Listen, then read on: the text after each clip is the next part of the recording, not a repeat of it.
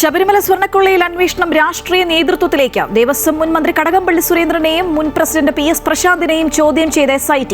ദൈവതുല്യർ ആരെന്ന ചോദ്യത്തിന് ശവം തീനികളല്ലെന്നും എല്ലാം Ayyappan നോക്കിക്കൊള്ളുമെന്നും A. Padmakumar. D. മണിയെയും ബാലമുരുകനെയും SIT ചോദ്യം ചെയ്യുന്നു.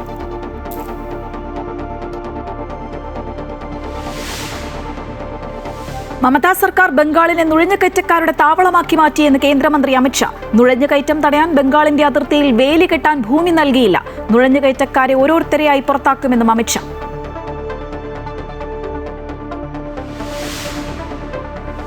ന്യൂനപക്ഷങ്ങൾ ഇടതുപക്ഷത്തിനൊപ്പം ചേർന്ന് നിൽക്കണമെന്ന് മുഖ്യമന്ത്രി പിണറായി വിജയൻ. ന്യൂനപക്ഷങ്ങളെ വർഗീയവൽക്കരിക്കാനും തെറ്റിദ്ധരിപ്പിക്കാനും ശ്രമിക്കുന്ന ശക്തികളെ തിരിച്ചറിയണമെന്നും ചിന്താവാരികയിലെ ലേഖനത്തിൽ മുഖ്യമന്ത്രിയുടെ ലേഖനം തദ്ദേശ തെരഞ്ഞെടുപ്പിൽ ന്യൂനപക്ഷ വോട്ടുകളിൽ ചോർച്ചയുണ്ടായി എന്ന CPM വിലയിരുത്തലിന് പിന്നാലെ.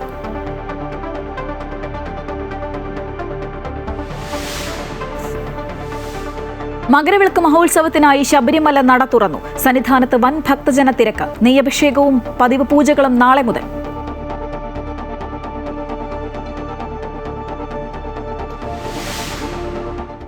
മോഹൻലാലിന്റെ അമ്മ ശാന്തകുമാരി അന്തരിച്ചു. അന്ത്യം 90-ാം വയസ്സിൽ എളമക്കരയിലെ വീട്ടിൽ. സംസ്കാരം നാളെ തിരുവനന്തപുരത്ത്.